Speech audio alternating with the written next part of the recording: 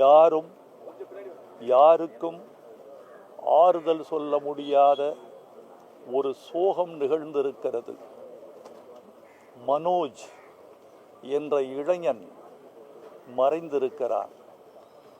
பாரதி ராஜா என்ற முதியவர் தேற்ற முடியாமல் தவிக்கிறார். ஓர் இளைஞன் மறைந்த சோகமும் ஒரு முதியவர் தேற்ற முடியாத சோகமும் இன்று நிகழ்ந்திருக்கின்றன. மனோஜ் ஒரு நல்ல கலைஞன். தன் வாழ்க்கை முழுவதும் கலை கனவுகள் கண்டு கொண்டிருந்த இளைஞன்.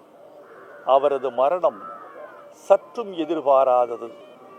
பாரதி ராஜாவின் பாதி உயிராக திகழ்ந்த மனோஜ் பாதி வயதிலேயே காலமாகிவிட்டது எங்களுக்கு கண்ணீரை தருகிறது. பாரதி ராஜாவின் சோகம் மிக பெரியது. மகனே, எனக்கு நீ கடமை செய்ய வேண்டிய கடன் இருக்க உனக்கு நான் கடமை செய்வதாக காலம் தண்டித்து விட்டதே என்ற சோகத்தில் அவர் துடிப்பதை என்னால் உணர முடிகிறது. இந்த சோகத்திலிருந்து நாம் சில பாடங்களை கற்றுக்கொள்ள வேண்டியிருக்கிறது. ஒவ்வொரு பிறப்பும் ஏதோ ஒன்றை கற்றுக்கொள்ள வருகிறது. ஒவ்வொரு இறப்பும் ஏதோ ஒன்றை கற்றுக் கொடுத்து விட்டு போகிறது. மனோஜின் மரணம் கற்றுக் கொடுக்கிற செய்தி ஒன்று உண்டு என்றால் இதைத்தான் நான் கருதுகிறேன்.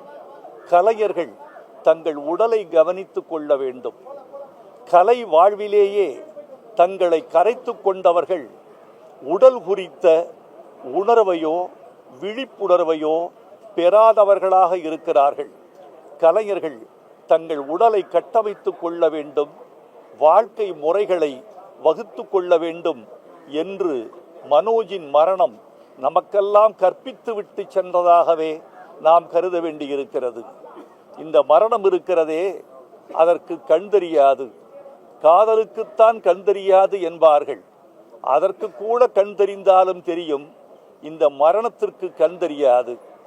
முதுமை, மரணம், இந்த இரண்டுமே காலத்தின் கட்டளைகள்.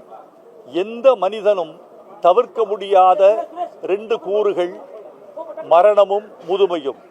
மரணம் என்பது கண் தெரியாமல் வருகிறது. முதுமை என்பதாவது வயது பார்த்து வருகிறது. ஆனால் மரணம் என்பது வயது பாராமல் வருகிறது. எங்களையெல்லாம் உறக்கத்தை கெடுத்துவிட்டு போன மனோஜ், நீயாவது அமைதியில் உறங்கு. உனக்கு, உன் குடும்பத்திற்கு என் ஆழ்ந்த இரங்கல்.